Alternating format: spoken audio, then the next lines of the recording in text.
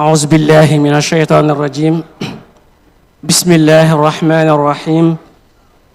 رب اشرح لي صدري ويسر لي أمري واحلل عقدة من لساني يفقه قولي السلام عليكم ورحمة الله تعالى وبركاته ginnaaw loolu mbokk yi ñoo ngi leen di nuyu di jiital ci nuyoo bi alxalif Cheikh Mouhamadul Muntaqa xalif général des mourides di ko jaarale ci suñu kilifa yi nga xam ne ñoo fi teew di jaare suñu waa kër maam Cheikh yi fi teew di jël nuyoo bi di ko teg ci loxoy Serigne Tahir mu jàllaleel ñu ko ci ñi ñu fekk ginnaaw loolu suñu boroom subhanahu wa taala bi mu bindee suuf dafay wàcce doomu aadama ngir mu nekk xalifaam ci kaw suuf maanaam teewal fi suñu boroom ba tax na ab kum mën di doon ci ñun warteef la ci moom adduna bi nga xam ne suñu boroom indi na ko fi jox ko pour objectif mu nekk xalifaam suñu boroom ci kaw suuf warteef la ci moom mu marqué ci empreinte am léegi nag dafa am ñaari façon yoo xamante ne si ci la nit ki di marqué empreinte am ci adduna bi dafa am nit ñoo xam ne positivement lañ koy marqué am ci ñoo xamante ne si négativement lañ koy marqué ba pare ci xeerañteef suñu boroom dafa def doomu aadama ñu nekk benn génération maanaam ay jiil lañ yoo xam ne dañuy wute nga xam ne daf leen def mu nekk en succession nga xam ne ñëpp teewandoo wuñ fi mu jël àdduna bi organiser ko ci li ñu woowee ay siècle nga xam ne sax siècle bu ne dafay am xeet dafay am chef li ñu woowee xutbu zaman ca loolu la suñu borom tax mu def ko mooy nga mu def succession def ñi ñu dund 100 ans jigéen fi jox ñi ñu dund 100 ans dafa am lu mu bëgg ci ñun muy à chaque fois dañoo war a jàng ci ñi nga xamante ne si ñooñ jiitu woon xool ci ñoom laka lañ fay jëlee comme par exemple bu ñu joxee ci suñu génération bi nga xam ne waa génération Z am nañu jàngee ci ñi fi jiitu woon muy révolution industrielle nga xam ne dañuy basé wu ci révolution industrielle pour mën a réaliser yu bëri yi nga xam ne ñu koy def jamono ji ñu toll loolu nag suñu borom subhanahu wa taala ba mu bindee adduna ba léegi noonu la mas di doxee mësul changé léegi kon dafay yell ci ñun à chaque fois ñuy jéem a xool génération yi nga xam ne jiitu woon nañu ñuy jéem a jàngat seen dund di xool naka la ñuy jàngee ci ñoom te fi ne boo xoolee suñu borom subhanahu wa taala lépp loo xam ne dafay dund daf ko def muy ñaar mu def bind ko muy góor ak jigéen suñu borom ba ci sax gàncax yi daf leen def góor ak jigéen moo suñu borom subhanahu wa taala def wax ne moo suñu borom subhanahu wa taala daane wa min kulli shay'in xalaqna zawjayn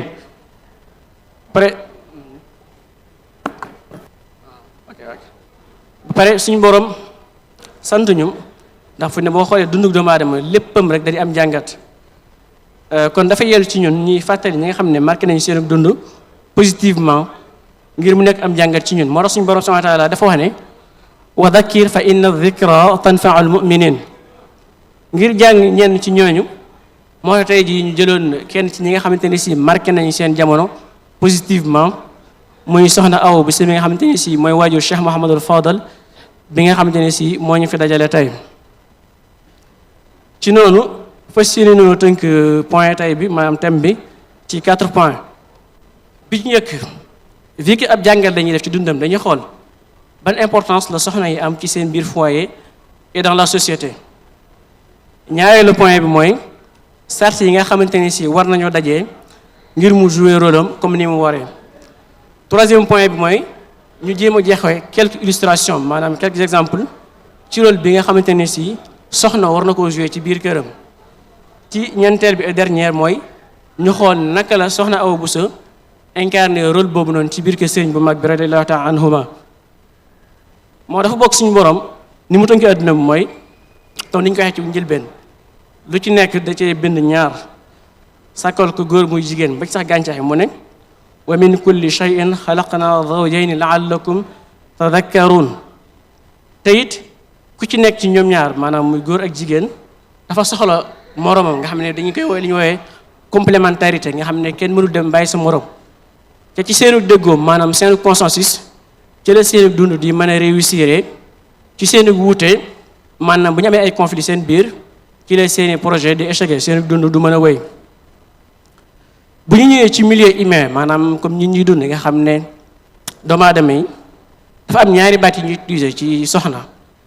benn dañ koy wax maîtresse de maison wala laa ñu koy woowee partenaire de vie nga xam ne loolu fi dafay résumer parfaitement li nga xam ne si mën nañoo ci njëlbeen nga xam ne complémentarité la nga xam ne kër ci misaal tey mënee su ko tuddee kër lu dul ne dafa am soxna soo xamante ne si ma ngi fa du jouer rôle am maanaam xam li ko tax a jóg ak nan la koy jouer ak naka la koy defee ak kañ la ko war a defit moo tax soxna ñu koy wooyee partenaire maanaam àndandoo ndax c'est grâce à elle que mission góor gi di mën a mat di mën a réussir moo tax dafa am benn proverbe bu wax ne saa bu ñu waxee kilifa rek dafa am soxna su mat la mu doon nekk ci ginnaawam loolu suñ ci jëlee misaal ci ñenn ci soxna yi nga xamante ni si ñooñ jiitu woon ak it seen borom que ni leen taxawoo dañ ci jël misaal soxna Xadijatu bintu Xuwaylid nga xam ne moo nekkoon soxna si sallallahu alayhi wasallam ku ne gis na ni mu ko taxawoo ba sallallahu alayhi wasallam mission bi réussir ni ñu wàcce ci loolu ñëw ci Serigne Maam Mor Anta Sali ñu xool ñaw di ko taxawoo ku mel ne soxna Jaara ak ñi ma àndaloon ñu wàcc ba tey ñëw ci ñëwatu ci Serigne bi nga xam ñoom daanaka sax bëriwut li leen tudd waaye joué nañu rôle bu loo am solo maanaam benn rôle bu crucial ci réussite ci mission Serigne bi donte nag bëriwut lu ñu koy xam mais joué nañ ci rôle bu am solo ndax boo xoolee Serigne bi radiyallahu ta'ala dundam dafa tënku woon lool ndax boo ñu xoolee soxna yi taxaw nañ ko lool bi mu nekkee ci exil bi dem ci yoonu géej soxna yi taxaw nañ ko lool ba tax na sax sëñ bi xelam daloon na ci këram bokk na ci ba tey niñ taxawoo Serigne bi ci bi Serigne bi nekkee résidence surveillée ndax Serigne bi ko xam ne ne mujjanteel gi mosu woon libre dafa nekkoon résidence surveillée ba dem fiy jógee gis nañ ni ko soxna yi taxaw woon ak it ginnaaw bi Serigne bu jigéen naka la ko soxna yi muurloo ndax gis nañ ne Serigne bi fa jógee ñenn sax ci soxna yi am nañ ci ñoo xam ne dund nañ ba plus de 60 ans ginnaaw Serigne bi léegi ginnaaw quant à rôle soxna ci société bi doy na sëkk ñu rappelé ci waxi benn shaa'ir mu dafa ne woon al ummu madrasatun iza aadattaha aadatta sha'ban tayyibal a'raq nga xam ne société bu mu mën di doon su bëggee xool ëllëg nu mu mel na xool ay jigéenam nu ñu mel ndax ñoom ñooy école bi njëkk ndax fi ne dañ naan atfaalul yawm rijaalu ghad nga xam ne jeunesse bi nga yor tey ñoom ñooy définir sa réew ëllëg ci jeunesse boobu école bi njëkk ci ñoom dañ leen war a former mooy seeni yaay seeni jigéen ci nga xam ne adduna fekk réew moo dem jigéen ñi nañu mel rek xamal ne ëllëg noonu lay mel ndax fi ne parce que ndaw yi ni ñu mën a mel rek jigéen ñi ñoo koy def ci ñoom ndax ñoom ñooy école bi njëkk ci ñoom. ñaareel point mooy sart yi nga xamante ne si dafa war a dajee ngir soxna si mën a jouer rôle am comme ni mu waree ci biir këram ngir soxna si mën a jouer rôle am dafa am ay conditions yoo xamante ne si dañ koy wooye des conditions fondamentales yoo xamante ne si faaw mu dajee ci soxna si ngir mu mën a jouer rôle am dëgg nekk li ñu wooyee femme vertueuse. dañuy wax ne jigéen gu baax maanaam la femme vertueuse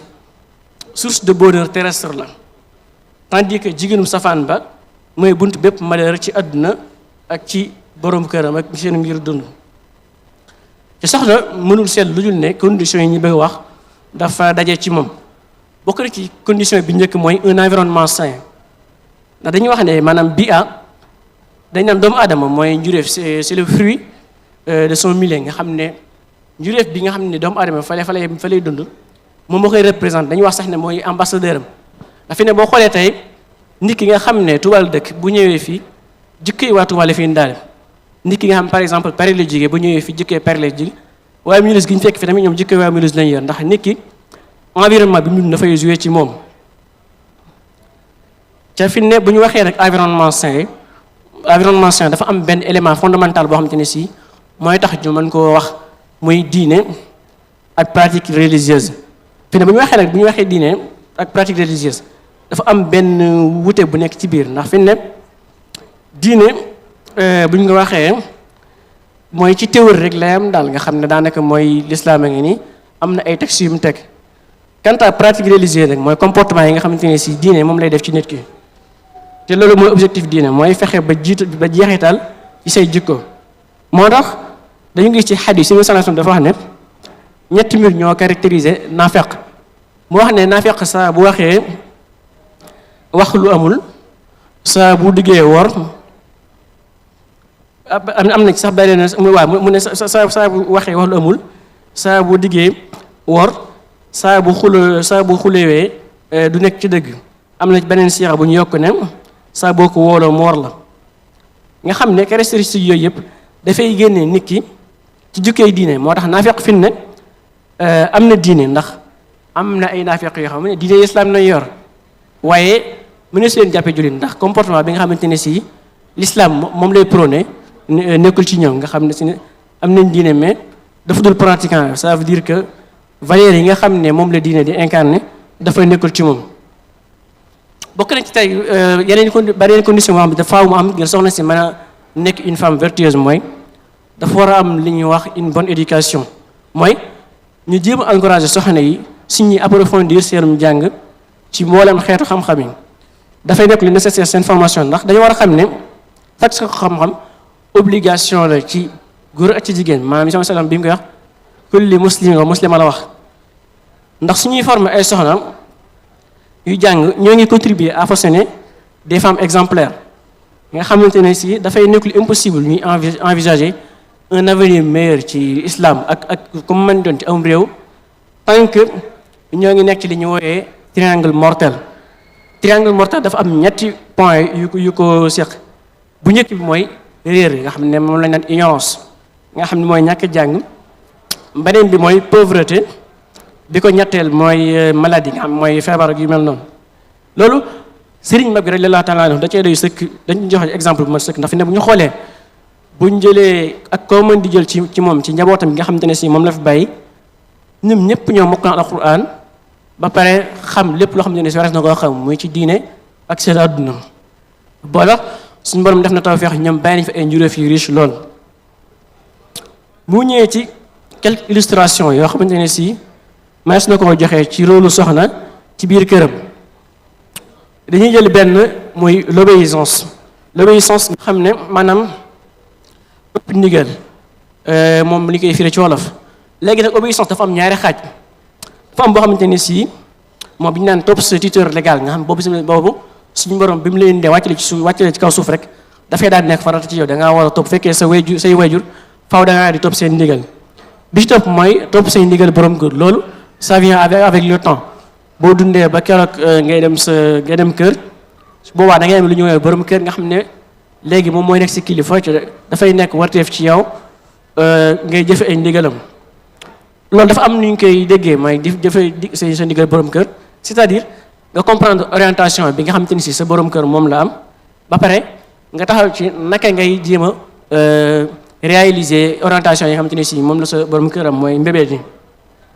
ak ba pare di fas yéene tënk ci ni ko l'islam santaane soxna su borom kër comme par exemple dafa am ay soxna borom kër dafa nekk jàngalekat wala mu nekk jëwriñu daayira wala mu nekk guide spirituel waaye daa ko yore ren ni responsabilité yi dafa am lu bari lu ñuy xaar ci moom situation yi mel noonu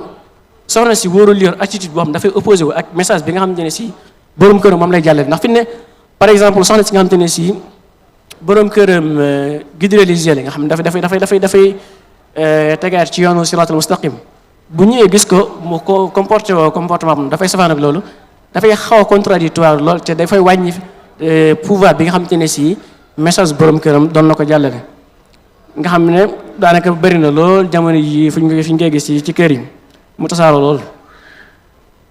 war na si soxna si tamit mu sàmm alalu borom këram ndax su góor gi dee defar soxna si di yàq ñoom seenub liggéey du masamat ca wax nañu sànq ne ci seenub dëggoo ci la seenub liggéey di mën a wëree moo tax suñu borom subhanahu wa taala dafa wax ne fa salihatun qanitatun xaafizatun lil gayb moo tax suñu borom wax ni jigéen ñu sell ñi mooy ñi topp seen ndigal borom kër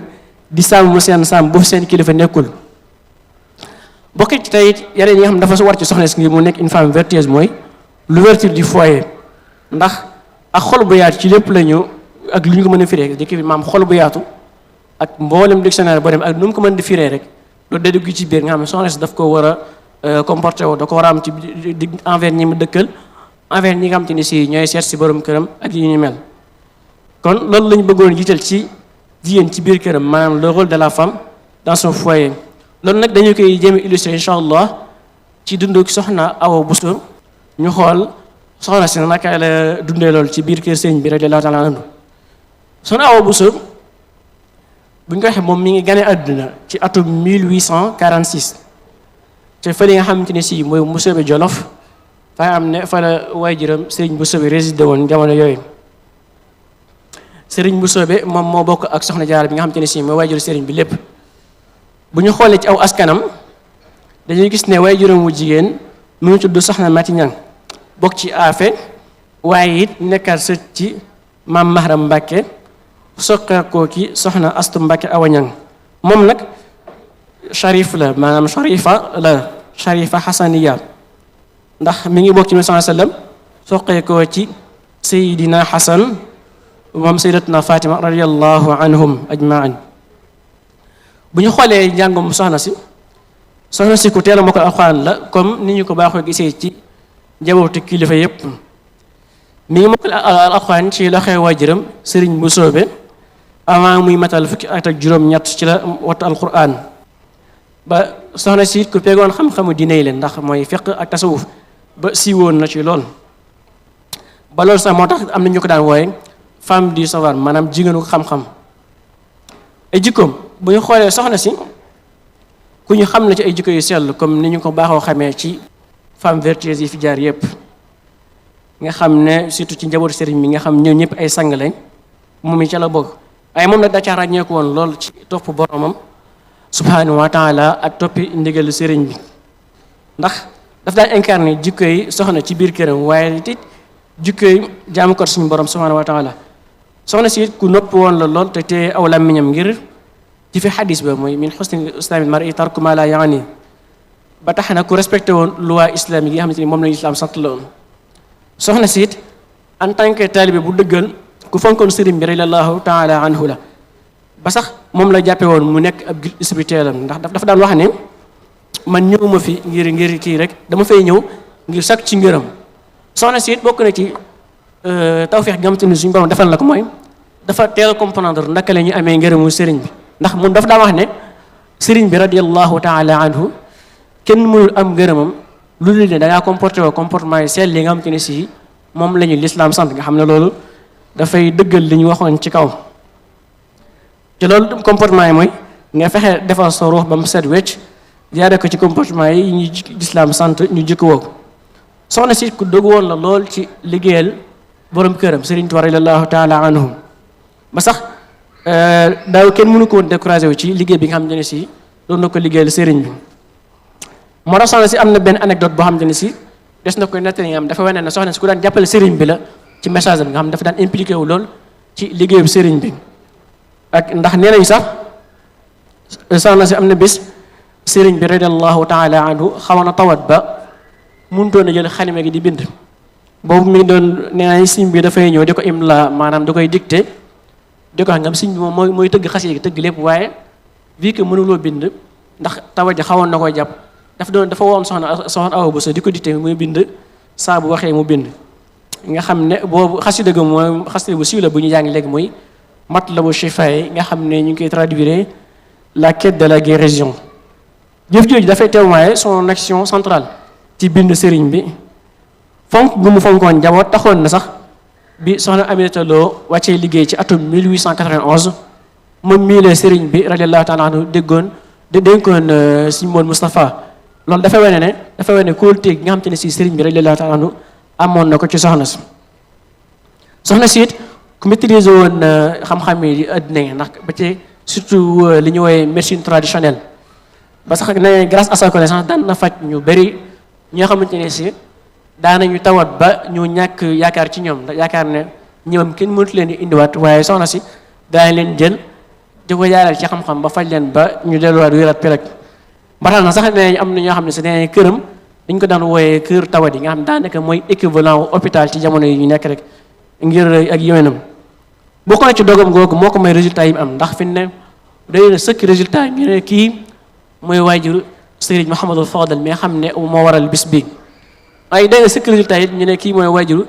Serigne Afia Niang nga xam ne si taalibe la Serigne bi la woon bu dëggal lool toppoon ko jamono yi Serigne bi nekkee ci retraite spirituelle nga xam ba tey dafay confirmer soxna ni mu war a taxawoo borom këram Serigne bi ku ne xam ne li mu daan dem retraite spirituelle dafa bëri lool nga xam ne am na benn anecdote bu ñu ci nettali nga xam ne bi Serigne bi nekkee en retraite spirituelle ci àll mbal mi ngi biir Touba wax nañ ne soxna si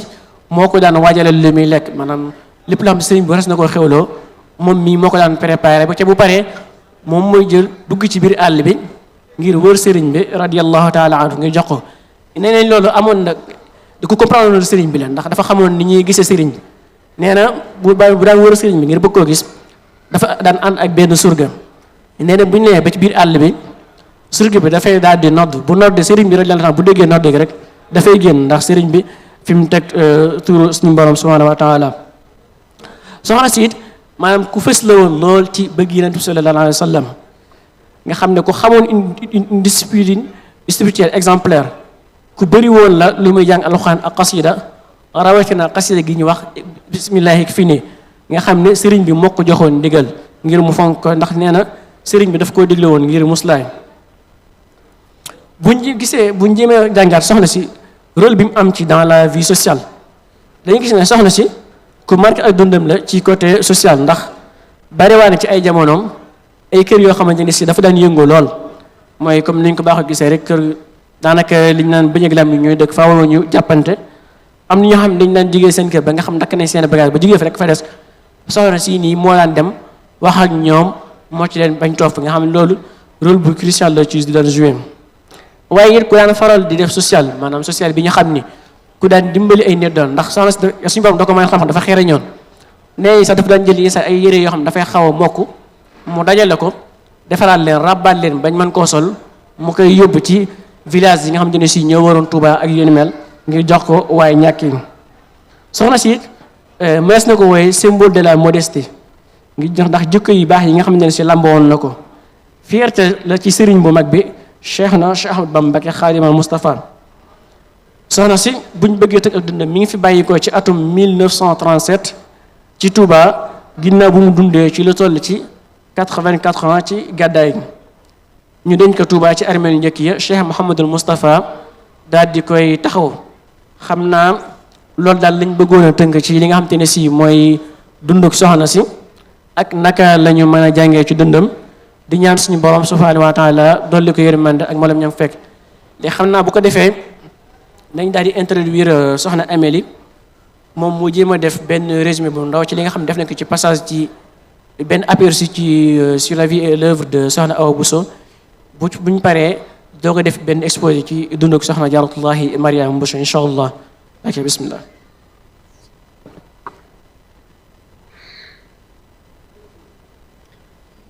Assalamu alaikum wa rahmatullah. Je me nomme Sokhna Mame Diarra Bousso Mbacké. Je suis en compagnie de Sokhna Amélie. Et pour cette journée de Kazu Rajab, nous allons faire deux présentations. Donc une présentation brève sur Sokhna Awa Bousso, la mère de Serigne Fallou, et une présentation sur Sokhna Diarra, où nous allons présenter son exemplarité en tant que femme pieuse, mais également en tant que mère et épouse.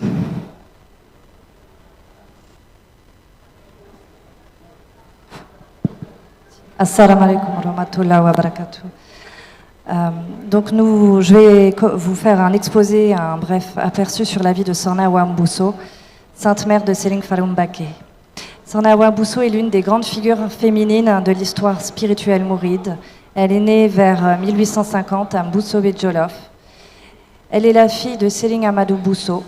plus connu sous le nom de Serigne Boussobé, un grand érudit et le frère de la vénérée Mame Mariama Bousso, mère de Cheikh Ahmadou Bamba.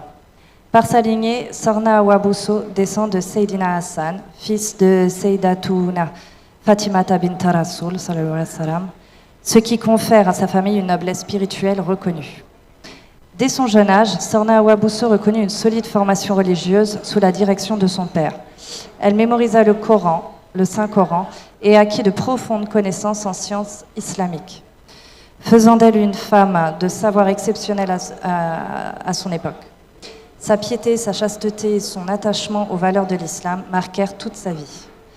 Épouse et disciple sincère de Cheikh Ahmadou Bamba, Sokhna Awa Bousso se distingua par sa loyauté absolue et son engagement total dans le service du Cheikh.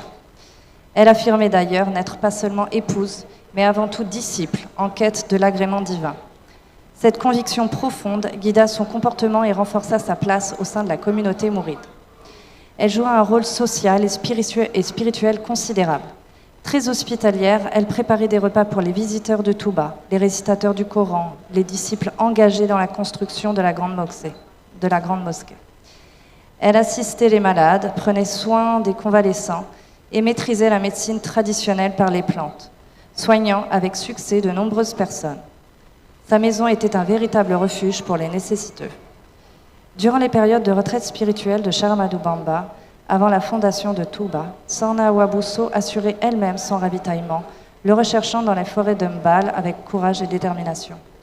Une anecdote célèbre rapporte que lorsque le cheikh était affaibli et ne pouvait écrire, elle transcrivit sous sa dictée le poème Matlabou Shifai, témoignant ainsi de son rôle discret mais essentiel dans la transmission de son œuvre. Femme de jeûne, de prière et de récitation assidue du Saint-Coran, Sokhna Awa Bousso incarnait la modestie, la patience et le pardon. Elle était également une référence pour les femmes de son temps, les aidant à résoudre leurs difficultés familiales et à renforcer leur foi. Sa conduite exemplaire faisait la fierté de Cheikh Ahmadou Bamba, qui ne tarissait pas d'éloges à son égard. Sokhna Awa Bousso quitta ce monde à Touba à la fin des années 1930 et fut inhumée au cimetière de Touba en présence des grandes figures de la communauté mouride. Elle laisse derrière elle une descendance bénie, dont Serigne Fallou Mbacké, deuxième ralif général des Mourides.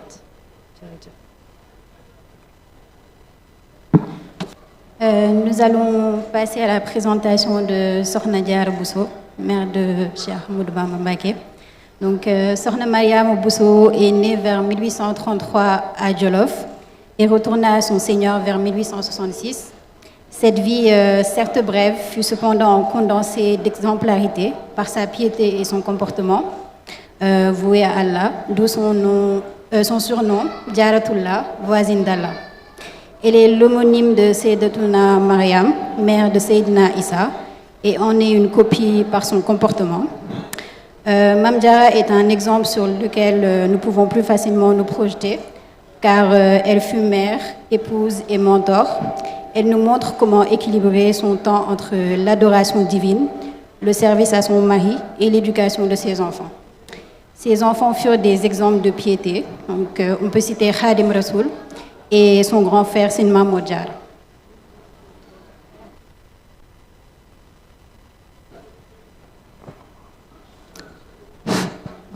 Elle a vécu dans deux endroits majeurs au cours de sa vie, Xuru Mbacké et Porokhane. À Xuru Mbacké, Sokhna Diarra vécut une majeure partie de sa vie dans la maison familiale de Mame Mor Anta Sali. Il y avait fondé un dara, une école. C'est ensuite à Porokhane qu'elle continua son cheminement spirituel. Le village de Porokhane, dont le nom originel est Furqan, un nom du Coran, fut établi à la demande de l'Almami Maba Diakhouba, qui appela les savants de Bawol à le rejoindre pour consolider l'État musulman. Mame Mor Anta Sali Mbacké partit avec toute sa famille, dont Mame Diarra Bousso. C'est à Porokhane que Mame Diarra vécut dans la dévotion, enseignant le Coran, éduquant les enfants et servant son mari avec douceur et piété. Elle y retourna à Allah et y fut inhumée. Son fils, Cheikh Ahmadou Bamba, fit plus tard redécouvrir sa tombe, marquée d'un bâton qu'il avait lui-même enterré avant de quitter les lieux. Celui est devenu un haut centre spirituel. Le Magal de Porokhane a lieu chaque année. Ses qualités humaines et spirituelles sont nombreuses. Elle possédait de nombreuses qualités, toutes citées dans le poème Jawabou Sorna Penda Diop. Elle incarne les vertus de l'islam et symbolise l'agrément d'Allah, subhanahu wa ta'ala.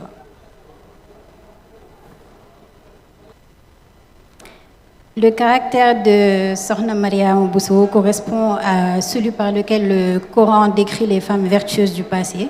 telles que les saintes Mariam et Asiatou, femmes de Pharaon. Sokhna Diarra est elle était une femme d'une grande conscience spirituelle, profondément religieuse, qui priait et jeûnait avec assiduité. Généreuse et constamment dévouée à Dieu, elle veillait à accomplir avec rigueur ses devoirs religieux et conjugaux. Elle témoignait un profond respect à son époux Mamo Anta Salim Mbacké. Femme de discipline, elle éleva ses enfants dans le respect, l'amour, la religion et la pureté, leur inculquant des valeurs de sainteté. Dans son ouvrage Minanul Bahil Khadim, Les bienfaits de l'Éternel, de Serigne Bassirou Mbacké, père de Serigne Mountakha, actuel khalife général des Mourides, nous enseigne, malgré le lourd fardeau des travaux domestiques et le service de son époux, Sokhna Diarra savait trouver le temps de s'occuper de l'éducation et de la formation de ses enfants. Elle aimait leur raconter l'histoire des saints et des pieux anciens, afin que leur vie serve d'exemple et de référence. Je vais laisser Sokhna Amélie nous donner une anecdote. Donc une petite anecdote à ce sujet. Un jour, Sokhna Diarra raconta à ses enfants que les pieux prédécesseurs se tenaient debout toute la nuit. Le jeune Hamadou Bamba, encore enfant, comprit ces paroles au sens littéral. N'ayant pas encore saisi qu'il s'agissait de la prière nocturne, il se leva le lendemain durant la nuit et resta debout. Ainsi, pour imiter les pieux prédécesseurs dont sa mère avait parlé. Ce geste innocent montre déjà sa sincérité, son amour de l'exemple des pieux et son désir profond d'obéir et de se rapprocher d'Allah, subhanahu wa ta'ala, même sans en comprendre encore toute la portée. D'ailleurs, pour mieux appréhender ses qualités pédagogiques et la pertinence de ses méthodes d'éducation, il est essentiel de se référer aux écrits de Serigne Samba Mariam Diop, qui décrit dans son poème les vertus de Sokhna Diarra Bousso en ces termes: une sainte d'origine authentique, de terre pure, de noble ascendance et d'honneur évident, adoratrice de son Seigneur, obéissante envers son époux. Elle l'a satisfait par ses actions perpétuelles vouées à Dieu, une femme qui n'a jamais humilié personne, ni causé de tort, et qui n'a laissé ses détracteurs trouver aucune faille en elle. Elle rassemblait nombre de qualités, telles que la piété, la persévérance, la patience, la détermination, la discrétion, la pudeur, l'humilité, la générosité, la bienveillance, etc. Elle vécut dans le service, l'adoration et la recherche constante de l'agrément d'Allah, subhanahu wa ta'ala. Nous allons développer certaines de ces qualités, par souci de temps.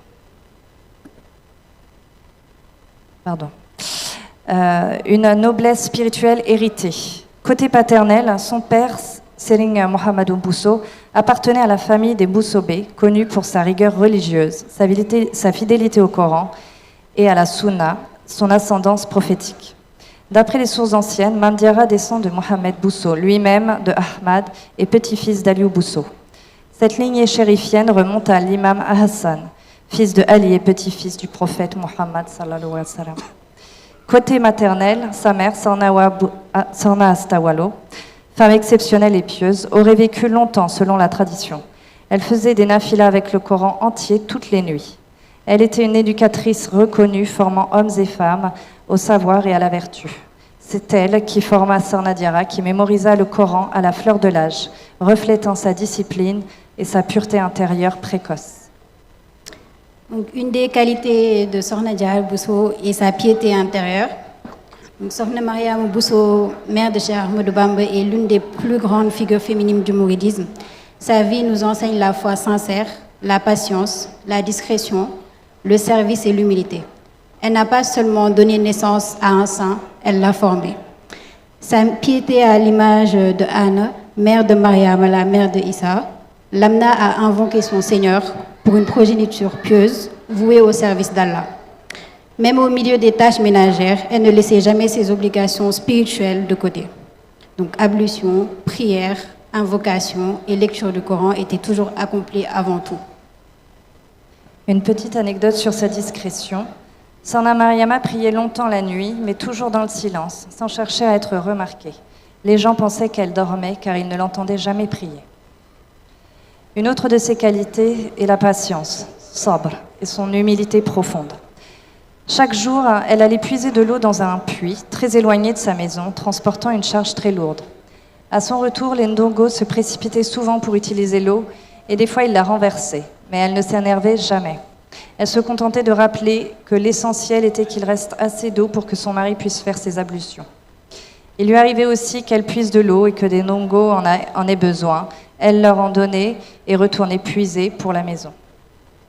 Donc, une autre anecdote qui montre sa détermination. Sin Maman Anta Sali, lorsqu'il souhaitait construire une palissade autour de la maison, il demanda à Sokhna Diarra de la maintenir pendant qu'il allait chercher des tiges de bambou. Donc, malgré la pluie et le froid de l'aube, elle resta fidèle à la tâche jusqu'au retour de son mari. Donc, cette constance inspira Sin Maman Anta Sali à prier pour qu'elle ait une belle descendance. Donc, une autre de ses qualités est son esprit de service, donc la hidma, et sa générosité. Donc, Sokhna Diarra Bousso incarnait pleinement le service désintéressé, tant au sein de sa famille qu'envers toute personne qui venait frapper à sa porte. L'anecdote illustre parfaitement cette générosité. Un voyeur se présenta chez elle alors qu'il ne restait presque plus de lait dans la maison. Cela était destiné à nourrir le jeune Ahmadou Bamba, encore bébé. Mais sans hésiter, Sokhna Mariama prit une calebasse et en versa aux visiteurs, avec bienveillance. Donc en gros, Sokhna Diarra était disponible pour être au service et aux besoins des autres. Elle aidait les nécessiteux en leur donnant un peu de bois de chauffe, des couvertures. Elle aidait également les enfants apprenants en lavant leur linge, en faisant des repas, en leur apportant de l'eau. Elle était toujours au service de l'autre dans une quiétude sans pareil. Son rôle de mère éducatrice, Tarbiya, elle éduqua ses enfants selon des 4 points principaux. Le détachement du monde, d'ici-bas, le silence intérieur, le service désintéressé et la soumission à Allah, subhanahu wa ta'ala. Beaucoup des valeurs centrales du mouritisme viennent directement de cette éducation maternelle. Elle n'a pas seulement donné naissance à un saint, elle a formé un guide. Elle incarnait pleinement le dit adage « La mère est la première école ». Et son fils devint, par sa grâce et son éducation, un guide spirituel pour des générations entières. Concernant sa vie pratique et sa noblesse, elle était une femme très respectée, connue pour sa discrétion. Donc elle n'était pas dans les mondanités, elle était silencieuse, parlait à voix basse et n'intervenait que quand il fallait parler de religion ou par nécessité. Une de ses autres qualités est sa capacité à garder des secrets. Donc cette qualité fut l'une des raisons pour lesquelles Dieu l'a choisie. Donc, avant la naissance de Serigne Touba, Sokhna Diarra observait des phénomènes étranges, des lumières surnaturelles illuminaient sa chambre, des signes se manifestaient autour d'elle, donc des rêves sur le futur bébé ou des révélations faites par des êtres. Donc ces visions renforçaient sa foi et son espoir en Dieu. Pourtant, malgré l'étonnement et la grandeur de ces manifestations, elle conservait un profond silence, ne révélant ses secrets à personne. Cher Mohamedou Bachir rapporte dans son ouvrage Minanul Bahri al-Khadim. Sa nourrice raconte que le cher n'avait pas le comportement des enfants. Il ne pleurait pas, même quand la faim le troublait. Il était nourrisson chaque fois qu'on l'amenait dans des endroits où se déroulaient des jeux ou des pratiques prohibées par la charia. Il manifestait une vive répulsion et une colère si intense que l'on craignait qu'il ne s'en remette pas. Mais dès qu'on l'en éloignait, il retrouvait aussitôt son calme. Ce comportement qui se répétait fréquemment finit par être connu de tous. Donc, sa nourrice raconte également qu'après son sevrage, il refusait de dormir sur le lit de sa mère et préférait rester sur le tapis de prière. Donc cette attitude inhabituelle amena ses parents à se questionner sur sa santé mentale. À cette époque, il n'avait même pas encore atteint l'âge d'entamer ses études coraniques. Pourtant, Mame Diarra Bousso fit preuve d'une extrême prudence en dissimulant les signes miraculeux et la singularité de son fils dès son plus jeune âge. Consciente de sa destinée, elle veilla sur lui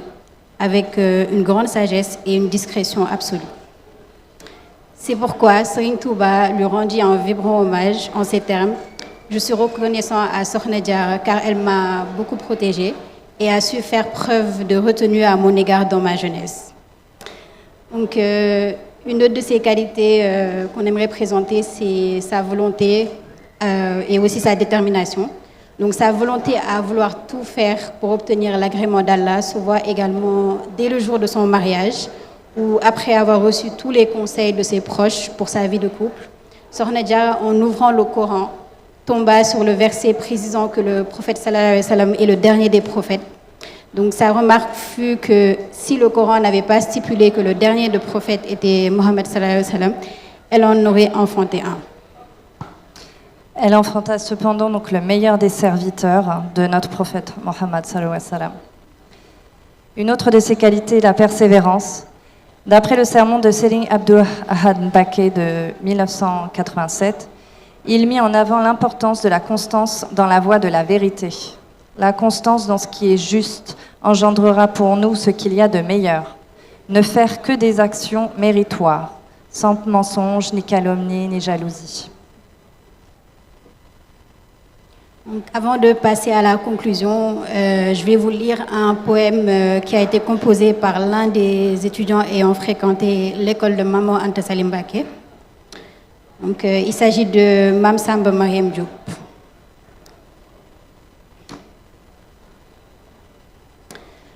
Louange à celui qui a fait de l'islam une naissance et une conscience et qui a transformé la mécréance et l'ignorance en perte et en disparition. Que la prière la plus pure et la paix la plus abondante soit sur le prophète Mohammed sallallahu alayhi wa sallam, le maître qui s'est rapproché de Dieu, ainsi que sur sa famille, ses compagnons et ceux qui ont suivi sa voie, tant que la lumière de l'islam éclairera les contrées. À présent, l'intention qui m'a poussée à composer ce poème est d'exalter la noble dame surnommée Jaratullah, une sainte d'origine authentique, de terre pure, de noble ascendance et d'honneur évident. Adoratrice de son Seigneur, obéissante envers son mari, elle l'a satisfait par ses actions perpétuelles vouées à Dieu. Une femme qui n'a jamais humilié personne, ni causé de tort, et qui n'a laissé ses détracteurs trouver aucune faille en elle. Ceux qui viennent chercher un besoin dans son foyer trouvent leur souhait comblé sans aucune privation. Quant à ceux qui essayeront de la confronter, leur mal s'abattra sur eux, car c'est Dieu qui la défend contre eux. Si un affamé ou un assoiffé la visite, il repart rassasié et désaltéré par sa générosité. Ô toi qui recherches un bienfait, demande-le par notre voisine Jaratullah et passe par elle. Tu trouveras une abondance de bonté. Combien d'âmes en détresse sont venues vers elle et sont reparties saintes et sauvées? Combien d'ignorants ont visité son maître à la quête du savoir et sont repartis érudits? Et combien de femmes nobles et fières, tombées dans l'oubli, sont devenues mémorables grâce à son secours manifeste? L'éloge de Mame Diarra a traversé toutes les contrées. Puisse Dieu la combler de bénédictions, ainsi que nous. Son père, son frère et son oncle matériel sont les meilleurs guides. Donc cette traduction a été faite par Sin Abdul Khader Mbakeba. Pour conclure, donc sa piété et sa soumission à Allah, subhanahu wa ta'ala, l'a conduit à une dimension spirituelle hors du commun. Cet objectif unique de la recherche de la face d'Allah, subhanahu wa ta'ala, nous pousse à toujours chercher à faire de son mieux et à être à la recherche de la perfection, même si c'est étape par étape, toujours essayer d'évoluer spirituellement. L'exemplarité de Sorna Mame Diarra est d'autant plus parlante que nous, femmes actuelles, pour nous, femmes actuelles, que c'est une femme qui a vécu dans une période relativement récente, il y a moins de 200 ans. C'est un exemple de piété qui doit nous pousser à appliquer les recommandations religieuses, malgré le fait de vivre pas toujours dans un environnement religieux qui peut être parfois hostile. Nous devons mettre tout en œuvre pour appliquer les recommandations de notre Seigneur pour la recherche de la face d'Allah. Son exemplarité et son rappel de la sainteté se fait également en partie grâce à toutes ces homonymes qui maintiennent sa présence auprès de nous encore aujourd'hui. Je fais 2 minutes. Donc comme Mame Diarra ici à mes côtés. Mais aussi par la grande considération que Radim Rassoul porte à sa mère. Il prie pour elle et la nomme dans plusieurs de ses rasaïd, et a également invité les poètes de son époque à écrire des prières sur sa mère. Ces poèmes permettent de mieux la connaître et de l'estimer et prier pour elle. Merci, Jeff.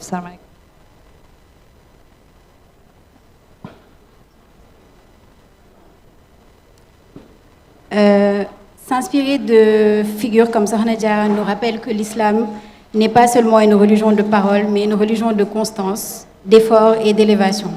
Atteindre son niveau peut sembler très difficile, voire impossible, mais l'objectif n'est pas de l'égaler. L'objectif est d'avancer dans la même direction.